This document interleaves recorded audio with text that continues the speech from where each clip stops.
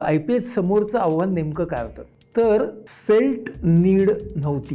म्हणजे पहिल्यांदा आम्हाला फेल्ट नीड तयार करायची होती आणि मग ती फेल्ट नीडची नीड झाल्यावरती ती फुलफिल करायचा प्रयत्न करायचा होता. माझ्या स्टाफमध्येच 50 ते 60% हे रिकव्हरिंग ॲडिक्ट्स आहेत. IPHच्या फिलॉसॉफीमध्ये 3 Ds फार महत्त्वाचे आहेत: डिसऑर्डर, डिस्ट्रेस आणि डेव्हलपमेंट. आमचे बरे होणारे आणि बरे झालेले रुग्ण हे आमचे कार्यकर्ते, म्हणजे ते आमचे ॲसेट्स असतात. जीवनाची होडी पैशाच्या पाण्यावर चालते हे तर सत्यच आहे, पण म्हणून काही कोणी पाणी होडीमध्ये साठवत नाही. औद्योगिक क्षेत्रामध्ये तुम्ही माणसांमध्ये बदल घडवल्याशिवाय तुम्हाला कोणी पैसे देत नाहीत. जी वैद्यकीय यंत्रणा राबवते त्या यंत्रणेला आरोग्यामध्ये स्वारस्य नाही, तर आजार पुढे चालू राहावेत ह्यातच स्वारस्य आहे.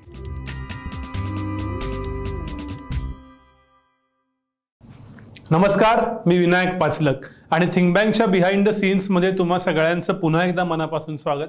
आज एका अशा व्यक्तीशी मी गप्पा मारणार आहे की जिचे कदाचित तुम्ही व्हिडिओ बघितले असतील, लेखही वाचले असतील, ज्या व्यक्तीनं माझ्यासारख्या तरुणाच्या आयुष्यात मानसोपचाराचा, मानसशास्त्राचा स्टिग्मा दूर केला आणि अशा असंख्य लोकांच्या आयुष्यातला स्टिग्मा दूर केला, ते म्हणजे डॉक्टर आनंद नाडकर्णी. सर, स्वागत आहे पुन्हा एकदा तुमचं थिंक बँकवरती. फार पूर्वी आपण झूमवरती केलेलं होतं, पण प्रत्यक्षातला आपला पहिला संवाद आहे आणि आज आमच्या चर्चेचा विषय वेगळा आहे. त्यांच्याशी मी एका वेगळ्या एपिसोडमध्ये मानसशास्त्र, मानसोपचार त्या सगळ्याविषयी बोलणार आहे.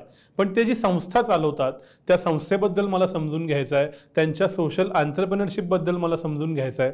खूप आधी मी त्यांचं गद्धे 25 नावाचं पुस्तक वाचलं होतं. मग काही वर्षापूर्वी शहाण्यांच्या सायकॅट्रिस्ट हे त्यांचं वेगळं पुस्तक आलं.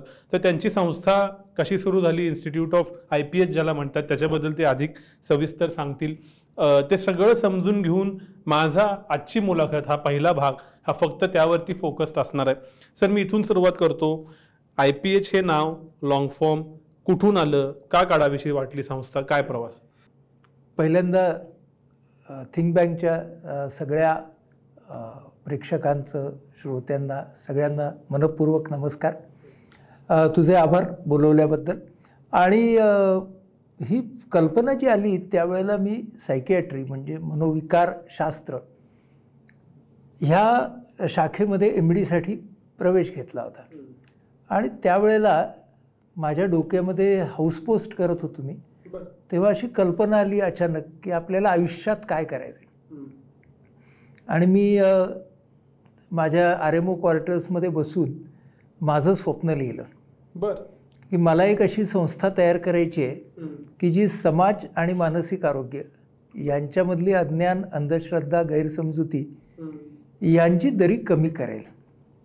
आणि मी त्याला नावही दिलं की इन्स्टिट्यूट फॉर सायकोलॉजिकली हँडिकॅप्ड असं नाव दिलं होतं. कारण 81 साल होतं तेव्हा हेल्थ असं नव्हतं, हँडिकॅप्ड हा शब्द रूढ होता जास्त.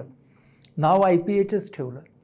नंतर 10 वर्षांनी ही संस्था निघाली, पण ही संस्था निर्माण झाली मनामध्ये, तो क्षण तो होता.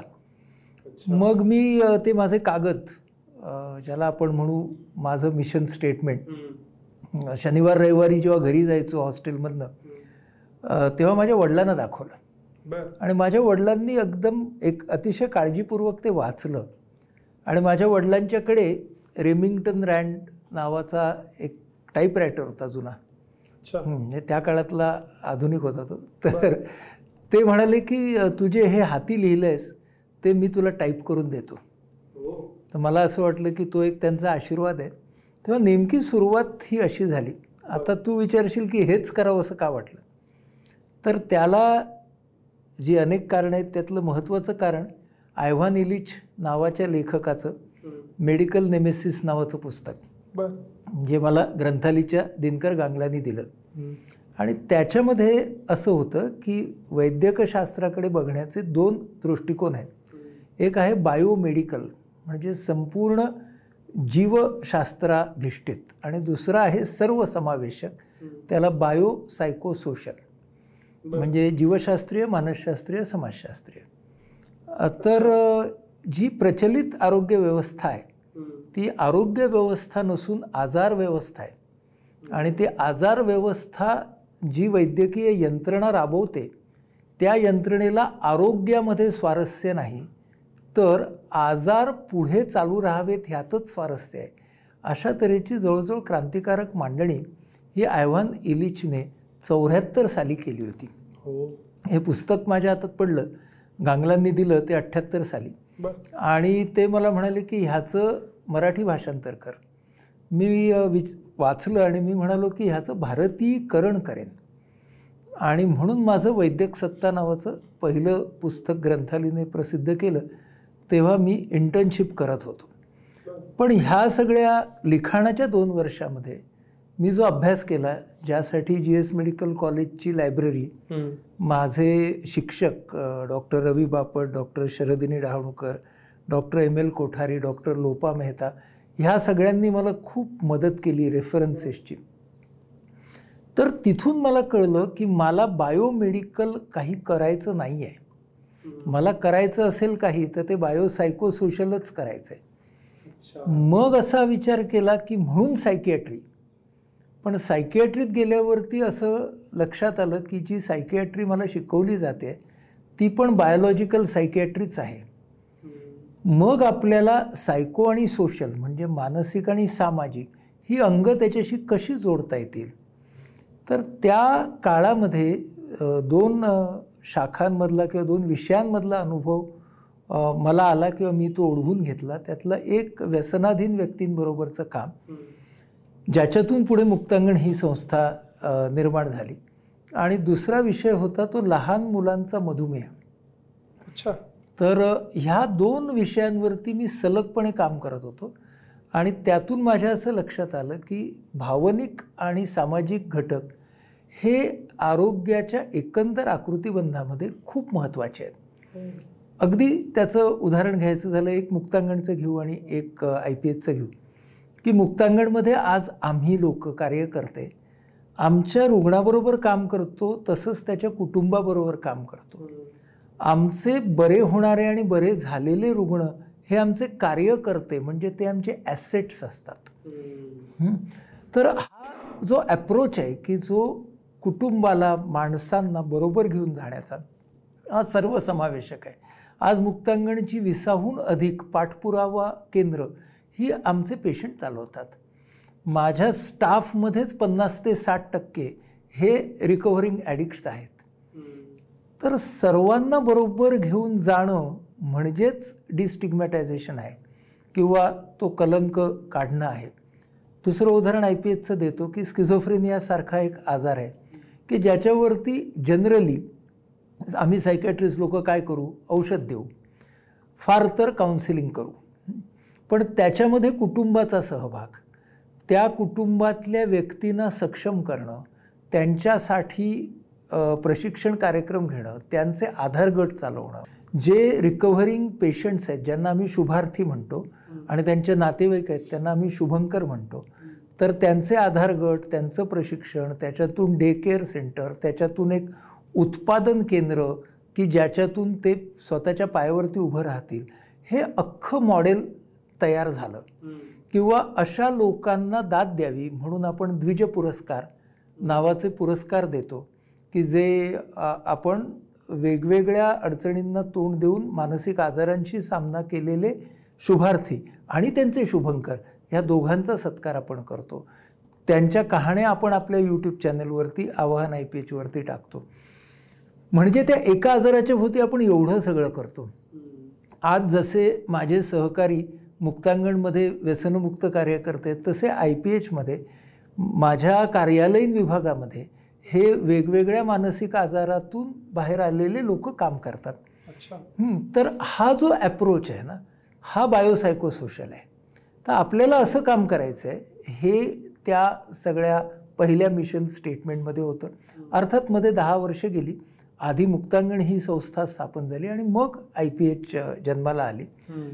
तेव्हा डिस्टिग्मॅटायझेशन हा जर आपला विषय असेल किंवा ते आपलं ध्येय आहे, तर मग आपल्याला काय करावं लागेल, तर आपल्याला 3 विभागांवरती काम करावं लागेल. डिसऑर्डर, डिस्ट्रेस आणि डेव्हलपमेंट. म्हणून IPHच्या फिलॉसॉफीमध्ये 3 Ds फार महत्त्वाचे आहेत. डिसऑर्डर म्हणजे स्किझोफ्रेनियासारखी, व्यसनाधीनतेसारखी. डिस्ट्रेस म्हणजेच काय, नात्यांमधला तणाव असेल, स्पर्धेमुळे येणारा तणाव असेल, करिअरमधला तणाव असेल. आणि डेव्हलपमेंट म्हणजेच काय की नॉर्मल माणसाला, जो ॲव्हरेजली नॉर्मल आहे त्या माणसाला त्याच्या शक्ती, कपॅसिटीज, क्षमता वाढवता तर आल्या पाहिजेतच, पण त्याचबरोबर त्याला भावनिक आनंदही अनुभवता आला पाहिजे त्याच्या प्रवासातला. ती डेव्हलपमेंट आहे. म्हणजे निगेटिव्ह भावनांचं नियोजन करणं म्हणजे डिस्ट्रेस कमी करणं, पण ज्या आपल्याला मदत करणाऱ्या भावना आहेत त्यांचं संगोपन करणं म्हणजे आपण पॉझिटिव्ह हेल्थकडे जाणं आहे. तर ह्या 3 वरती काम करायला पाहिजे, तरच स्टिग्मा जाईल. मग तुम्हाला जर सोशल इम्पॅक्ट हवा असेल तर तुम्हाला सर्व वयोगटांबरोबर काम करायला पाहिजे आणि अनेक तऱ्हेचं काम करायला पाहिजे. म्हणजे काही तुमच्या रेग्युलर सर्व्हिसेस म्हणजे सेवा पाहिजेत, त्याच्यानंतर इव्हेंट्स म्हणजे घडणारे समारंभ पाहिजेत, म्हणजे समारंभ इन द सेन्स मग ते परिसंवाद असतील, भाषणं असतील काही. आणि तिसरं म्हणजे प्रकल्प पाहिजेत जे तुम्ही खास त्या त्या वयोगटासाठी कराल. So services, events and projects for disorder distress development. आणि मग वयोगट. तर ह्या सगळ्यामध्ये आज आपण म्हणजे IPH ही 35 वर्षांनंतर या मानसिक आरोग्याच्या साधारण 95 ते 100 व्हर्टिकल्सवरती काम करते. बापरे. कारण त्याच्याशिवाय तुम्हाला सोशल इम्पॅक्ट येणार नाही. म्हणजे आम्ही एकाच वेळेला कॉर्पोरेट क्षेत्रामध्ये काम करतो आणि एकाच वेळेला आमच्या ट्रायबल टेलिसायकॅट्रीच्या OPD पण डांग जिल्ह्यामध्ये चालू असतात आणि त्याच वेळेला मुंबईमधल्या स्लम्समध्ये ज्या मेडिकल व्हॅन्स फिरतात त्या डॉक्टरांच्या बरोबरही आम्ही काम करतो. तर सर्व तऱ्हेच्या लोकांपर्यंत पोहोचणं हा सगळा भाग असल्यामुळे संस्था निर्माण करणं हे आपोआप आलंच. तेव्हा ही आपल्याला असं म्हणता येईल की त्या उद्योजकतेची सुरुवात असली पाहिजे. मी त्या संस्थेवर येणार आहे, कारण एबल ॲडमिनिस्ट्रेटर आणि एबल डॉक्टर या 2 वेगळ्या भूमिका आहेत. पण त्याच्या आधीचा एक प्रश्न, हे सगळं साधारण 80-90च्या दशकात झालं तेव्हा मुळात असे आजार असतात, अशा आजारांना मेडिकल हेल्पची गरज असती. अगदी काउन्सिलिंग तर अगदी आत्ता आलेला शब्द वाटतो, ह्यातलं काहीच नव्हतं. म्हणजे उद्योजकाच्या भाषेत मार्केट हा शब्द वाईट कनोटेशननं आपण घेतो, पण मार्केट वॉज नॉट रेडी. अशा वेळेला संस्था काढावी, ती इतकी मोठी व्हावी, व्हिजन मिशन मान्य आहे मला, पण प्रॅक्टिकली कसं जमलं 35 वर्षापूर्वी? तेव्हा तरी काहीच नव्हतं ना. म्हणून प्रॅक्टिकली जमवायला आपल्याला जो त्रास पडतो कुठल्याही मध्ये, तू जे म्हणालास ना त्याचं काय आहे बघ. IPH समोरचं आव्हान नेमकं काय होतं, तर फेल्ट नीड नव्हती. म्हणजे पहिल्यांदा आम्हाला फेल्ट नीड तयार करायची होती आणि मग ती फेल्ट नीडची नीड झाल्यावरती ती फुलफिल करायचा प्रयत्न करायचा होता. म्हणजे एक सोपं उदाहरण सांगतो की आम्ही 90 साली ॲप्टिट्यूड टेस्टिंग चालू केलं, व्यवसाय मार्गदर्शन. तेव्हा कुणालाच व्यवसाय मार्गदर्शन माहिती नव्हतं. आपल्या महाराष्ट्र शासनाची धोबी तलावला एक शाखा, ती अजूनही आहे, तर तेवढी फक्त होती आणि तिथे जे लोक पोचायचे त्यांचं व्होकेशनल गायडन्स व्हायचं. पण व्होकेशनल गायडन्स म्हणजे काय हे कोणालाच ठाऊक नव्हतं. मग आमच्या असं लक्षात आलं की अरे आपण जर ही सेवा देतोय तर त्या सेवेला जोडून आपल्याला समाजापर्यंत पोचण्याचा एक उपक्रम सुरू करायला पाहिजे. म्हणून मग वेध या उपक्रमाची निर्मिती झाली की vocational education direction and harmony, VEDH म्हणजे वेध.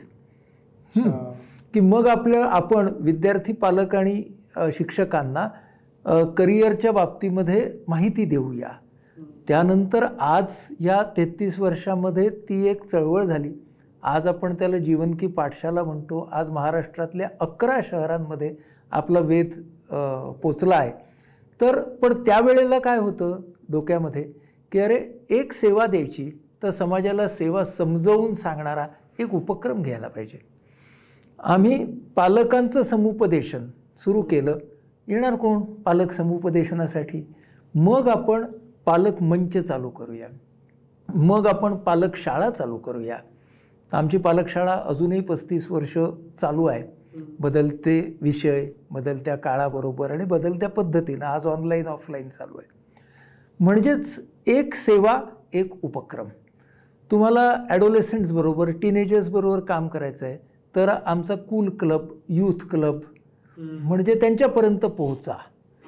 तर कामाचा भाग हा राहिला की एक अम्ब्रेला अप्रोच, आणि दुसरी गोष्ट की एक सेवा देणार तर त्याच्याबरोबर एक प्रकल्प, त्याच्याबरोबर एक इव्हेंट ही जोडा, सो दॅट फेल्ट नीड तयार होईल. तर ही स्ट्रॅटेजी करावी लागली. आता ज्या प्रॅक्टिकल डिफिकल्टीज असतात त्या आम्हालाही आल्याच. शून्यातून म्हणजे अक्षरशः शून्यातून आम्ही सुरू केलं. आमच्या डॉक्टर कारखानीस म्हणून होत्या ठाण्याच्या, तर त्यांनी त्यांच्या हॉस्पिटलमधल्या 3 खोल्या आम्हाला दिल्या. त्या म्हणाल्या पहिली 2 वर्ष या 3 खोल्यांचं मी भाडं घेणार नाही, चालू करा. मग आम्ही एक फंड रेझिंग शो केला, मग पैसे थोडेसे उभे राहिले. नंतर डॉक्टर शांताराम आपटे हे ठाण्याचे एक फॅमिली फिजिशियन होते, त्यांनी त्यांची जागा दिली 2 वर्षानंतर. तर अशा लोकांनी मदत केली, कोणी जागेची मदत केली, कोणी फर्निचरची मदत केली. आणि त्यावेळेला मला उपयोग कसला झाला असेल तर त्यावेळेला व्यसनाधीनतेचं माझं काम हे समाजापर्यंत पोचलेलं होतं. 86 साली मुक्तांगण मित्र सुरू झालं होतं. त्यामुळे त्या ब्राऊन शुगर आणि ॲडिक्शन्स हे माझं काम हे IPH चालू झालं तोपर्यंत ऑलमोस्ट 10 वर्षाचं झालं होतं. आणि त्यामुळं क्रेडिबिलिटी ही माझी काहीशी एस्टॅब्लिश्ड होती. म्हणजे आता हा उलट मला लोकांनी असंही म्हटलं होतं की अरे तू फक्त ॲडिक्शनमध्येच काम का नाही करत. म्हणजे डॉक्टर अनिल अवचटांनी, अनिल बाबाने जे गर्द नावाचं पुस्तक लिहिलं आहे, त्या पुस्तकाच्या शेवटी मी पुस्तक मिटण्यापूर्वी नावाची एक प्रस्तावना लिहिली आहे. म्हणजे प्रस्तावना आधी असते पण पुस्तक मिटण्यापूर्वी. आणि त्यामध्ये मी शेवटी लिहिलं आहे की व्यसनाधीनता या एका प्रश्नामध्ये मला स्वतःला गुंतवून घ्यायचं नाही आहे. कारण मानसिक आरोग्याचं एक व्यापक असं कॅनव्हास किंवा आकाश इथपर्यंत मला पोचायचं आहे. म्हणजे ते माझ्या डोक्यात क्लिअर होतं की आपल्याला डिस्टिग्मॅटायझेशनपर्यंत पोचायचं आहे. मग त्याच्यासाठी ह्या सगळ्या अडचणी येणार. पैसे लोक कुठे देणार. मग आम्ही पैसे मागायचो पहिल्यांदा. मग आमचा एक फंड रेझिंग शो आम्ही केला, तो खूपच गाळात गेला आणि त्याच्यावरून आमच्यावरती त्या काळात लाखो रुपयाचं कर्ज झालं. मग लोक म्हणाले संस्था बंद करा. मग आमच्या असं लक्षात आलं की आपण पैसे कसे निर्माण करू शकतो. तर मग कॉर्पोरेट ट्रेनिंग प्रोग्रॅम्स घेऊन, कॉर्पोरेट कन्सल्टन्सीज घेऊन त्या क्षेत्रामध्ये मी अपघाताने पण MD झालो त्याच वर्षी, म्हणजे 84 साली गेलो होतो. संपूर्ण टीमला आम्ही त्याच्यामध्ये घेऊन गेलो. त्याच्यातून आम्ही पैसे उभे केले, त्याच्यातून कर्ज दूर केलं, मग त्याच्यातून आमची जागा उभी केली. मग असं लक्षात आलं आपल्याला पैसे कमवायचे असतील तर आपल्याच ज्ञानातून आपण पैसे कमवू. म्हणून आमचे कोणतेही फंड रेझिंग कार्यक्रम हे 2005 नंतर हे संगीत वगैरे असे झाले नाहीत. आम्ही ते आधी केले, मग आम्हाला कळलं की हे आपलं काम नाही. आपलं काम काय आहे, आपलाच विषय आपण फंड रेझिंगसाठी वापरू. आणि 20 वर्ष आम्ही आमच्याच विषयाच्या द्वारे फंड्स तयार करतो आमच्या संस्थेसाठी. तेव्हा ह्या तऱ्हेच्या अडचणी खूप आल्या. आमची जागा नव्हती, मग जागा झाली. ती जागा करतानासुद्धा पुष्कळ अडचणींना तोंड द्यावं लागलं. तेव्हा अडचणी ह्या संस्थेच्याकडे लिहिलेल्या असतात, संस्थेच्या भाळीच लिहिलेल्या असतात. आणि जेवढे लोक त्रास देणारे असतात किंवा अडचणी निर्माण करणारे असतात तर तेवढेच लोक अडचणी सोडवण्यासाठी मदत करणारे असतात. त्याच्यातून हा भाग उभा राहिला. सर, तुम्ही एक महत्त्वाचा मुद्द्याला हात लावला, तो म्हणजे पैसा. डॉक्टर म्हणलं की माझ्या मनात 2 प्रतिमा आहेत. एक अत्यंत सेवाभावी डॉक्टर, जो पैसे घेतो का नाही माहीत नसतं, जमेल तेवढे घेतो, पण तो कधी स्केल झालेला दिसत नाही. त्याची एक प्रॅक्टिस असते छोटीशी, त्याचे एक लॉयल लोक असतात आणि तो तसंच आयुष्य व्यतीत करतो. दुसऱ्या बाजूला अगदी मल्टीनॅशनल हॉस्पिटल्स की ज्या लिस्ट होतात, चेन बनतात आणि तिथं प्रॉफिट हाच शब्द असतो. आणि मग त्यांच्याकडं घाबरूनच बघायला लागतं. कट प्रॅक्टिसपासून इतर अनेक शब्द. एका बाजूला एक्स्ट्रीमली कमर्शियलाइज मेडिकल सर्व्हिस आणि दुसऱ्या बाजूला ही सर्व्हिसच नाही, ही म्हणजे देवाचंच काम आहे असं म्हणणारे डॉक्टर. ह्या सगळ्याच्या मध्ये तुम्ही पैसे उभा करता, संस्था उभा करता. कुठं बसतं तुमचं काम आणि तुमच्या आयुष्यात पैसा याला काय नक्की स्थान आहे? शेवटापासून सुरुवात करतो, पैशाचं स्थान. मला आईवडिलांपासून ते जे रोल मॉडेल्स मिळाले त्यांनी मला पैशाकडे साधन म्हणून बघायला शिकवलं. आणि दुसरी गोष्ट की पैसा कशासाठी याची माझी काही अगदी सोपी उत्तर आहे की पैसा पुस्तकांसाठी, पैसा प्रवासासाठी, पैसा शिकवणारे आनंददायक अनुभव घेण्यासाठी, देण्यासाठी, हां, आणि पैसा हे रसिकता जोपासणारे सगळे छंद करण्यासाठी. झालं, ह्याच्या पलीकडे पैसे नको. त्यामुळे हे एक उत्तर सोपं आलं. विनोबांनी फार छान सांगितलं आहे की जीवनाची होडी पैशाच्या पाण्यावर चालते हे तर सत्यच आहे, पण म्हणून काही कोणी पाणी होडीमध्ये साठवत नाही. तर मला वाटतं ह्या वाक्याच्या अनुसार मी पैशाकडे बघतो. हा पहिला मुद्दा. दुसरा मुद्दा की त्यामुळे ना मी पैसा उभा खूप केला, पण पैसा स्वतःसाठी मर्यादित वापरला. कारण स्वतःची जर पैशाकडे बघायची ही दृष्टी असेल आणि जर तुम्हाला पैसा उभा करण्याचं कसब, कौशल्य, गुडविल, काही म्हणा हे सगळं असेल तर मग तुम्ही पैसा ध्येयासाठीच उभा करता. आणि जेव्हा समोरच्या व्यक्तीला कळतं की हा ध्येयासाठी उभा करायचा पैसा आहे तेव्हा ते मदत करतात. पण हे करण्यासाठीचं जे गुडविल असतं ते गुडविल आमच्यासारख्या लोकांना वैद्यकीय कौशल्यातून सुद्धा उभं करावं लागतं. म्हणजे वैद्यकीय कौशल्य हे आपल्या ध्येयासाठी वापरताना त्याच्यातून जे गुडविल तयार होतं त्या गुडविलमधून पैसा तयार होतो आणि तो पैसा त्या ध्येयासाठी वापरला जातो, वैयक्तिकसाठी फारच कमी वापरला जातो.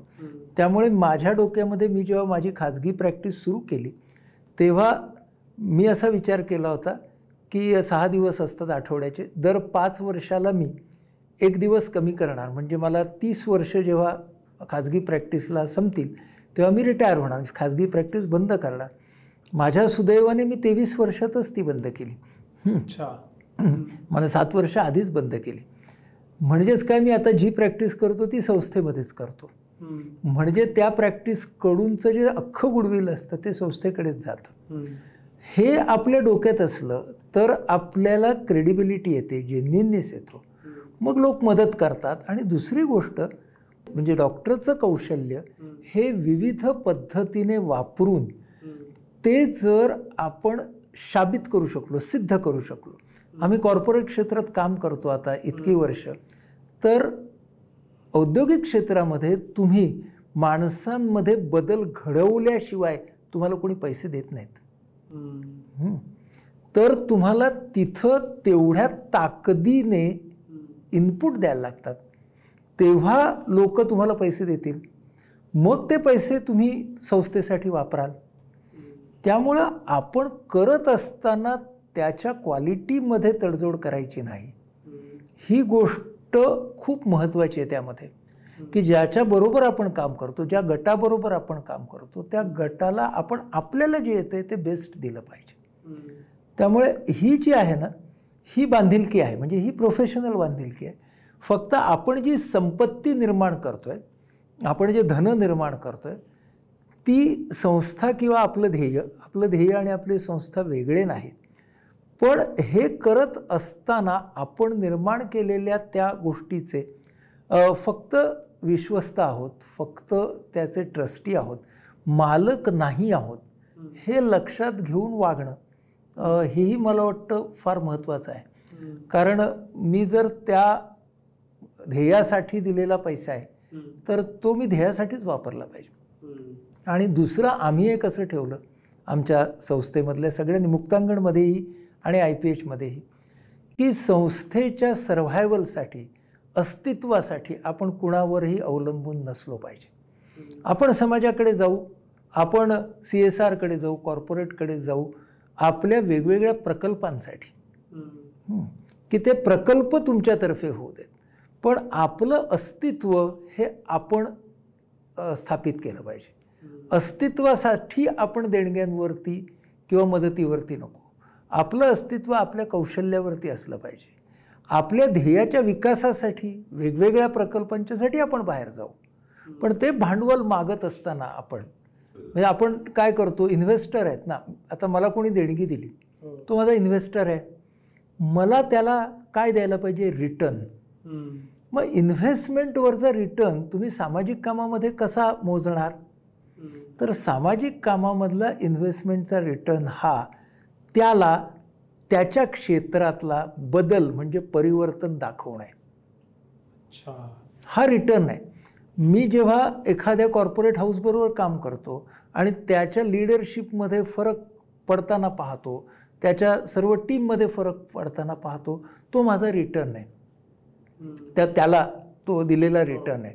मग तो त्याच्या बदल्यात पैसे देतो, ते पैसे आपण आपल्या ध्येयासाठी वापरतो. त्यामुळे सामाजिक उद्योजकाला, तू जो शब्द वापरलास, सोशल एंटरप्रिनरला हे डोक्यात ठेवावं लागतं की आपण हे शेवटी वृत्तीतल्या बदलासाठी करतोय. वृत्तीतला बदल कृतीमध्ये उतरावा ह्याच्यासाठी करतोय. म्हणून त्यासाठी पैसा हे माध्यम आहे. म्हणून पैसा हे माध्यम आहे कॉर्पोरेट उद्योजकासाठी सुद्धा आणि सामाजिक उद्योजकासाठी सुद्धा. दोघांनी विश्वस्त वृत्तीनेच बघायचं आहे. पण जो कॉर्पोरेट उद्योजक आहे तो संपत्ती तयार करेल आणि त्या क्षेत्रातला वारसा तयार करेल.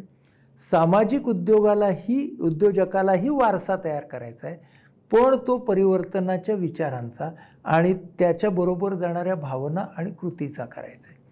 मग त्या परिवर्तनासाठी एखाद्याने आरोग्य क्षेत्र निवडलं, एखाद्याने शिक्षण क्षेत्र निवडलं, हे क्षेत्र माणूस त्याच्या अनुभवाप्रमाणे, एक्सपर्टाईजप्रमाणे घेऊ शकतो. या उत्तराच्या सुरुवातीला तुम्ही जो शब्द उच्चारला तो म्हणजे एक प्रकारचा ट्रस्ट बनतो, गुडविल बनतं, आणि ती goodwill is kind of a wealth, म्हणजे जी कॅपिटल म्हणू आपण, जसं फायनान्शियल कॅपिटल असतं, हे व्यक्तीचं बनतं. तोपर्यंत आपण एक वेळ म्हणू की डुएबल आहे, की नाडकर्णी सर इथिकल आहेत, त्यांच्या इथिक्सबद्दल मला विश्वास आहे आणि म्हणून मी त्यांच्या कामाला काहीतरी, तुम्ही डोनेशन म्हणा, देणगी म्हणा, इन्व्हेस्टमेंट म्हणा करतोय. पण जेव्हा संस्था वाढती तेव्हा ही मूल्य व्यवस्था, हे चारित्र्य संस्थेतही आणावं लागत असेल. मग आता तुमच्या समजा 100 डॉक्टर आहेत, मी विचारेन तुम्हाला की तुम्ही सांगाल की इतके डॉक्टर आहेत, इतके कर्मचारी आहेत, त्या सगळ्यांच्यात ही मूल्य व्यवस्था आणून त्या संस्थेवरती तेवढा विश्वास तयार करणं की फक्त नाडकर्णी सर नाही, IPH असं वागतं, हा प्रवास कसा घडवलात किंवा घडला? त्याच्यासाठी सगळ्यात महत्त्वाचं असं आहे ना की आपण ज्या टीमबरोबर काम करतो ना, तर त्या टीमबरोबरचं आपलं नातं काय आणि ते नातं आपण कसं घडवलं किंवा कसं घडवण्याचा प्रयत्न करतो. म्हणजे गमतीची गोष्ट अशी आहे की जे प्रोफेशनल्स आहेत IPHमध्ये काम करणार, त्यातल्या एकाचाही मी कधी इंटरव्ह्यू घेतलेला नाही आणि एकानेही कधी इंटरव्ह्यू असा झालेला नाही. मग हे सगळे कसे जुळले गेले, तर सर्वसाधारणपणे मानसिक आरोग्याच्या क्षेत्रात काम करणारे सायकोलॉजिस्ट, सायकियाट्रिस्ट हे लोक शिकायला म्हणून येतात. मग ते शिकतात, मग त्याच्यातले ज्यांच्याशी आपलं पटतं ते राहतात. त्यामुळे मग त्या सहवासामध्ये एकमेकांना कळतं की आपण एकमेकांशी किती चांगले आहोत. आजपर्यंत 35 वर्षात आपण तसंच केलं आहे. हा एक मुद्दा. दुसरा मुद्दा की जे IPHचं वैशिष्ट्य आहे की इथं मोठ्या संख्येने स्वयंसेवक काम करतात आणि स्वयंसेवक हे 25 वर्ष, 27 वर्ष, 28 वर्ष असे प्रोजेक्ट्स चालवतात. मैत्र नावाची आपली दूरध्वनी सुसंवाद सेवा, मनोविकास नावाचा आपला कार्यक्रम, जो मेंटल हेल्थ अवेअरनेस प्रोग्रॅम आपण कुठेही जाऊन आपले प्रशिक्षित स्वयंसेवक करतात. त्रिवेणी नावाचा पुण्यामधला आपला स्कूल मेंटल हेल्थ प्रोग्रॅम, हे सगळे प्रशिक्षित स्वयंसेवकांच्या द्वारे होतात.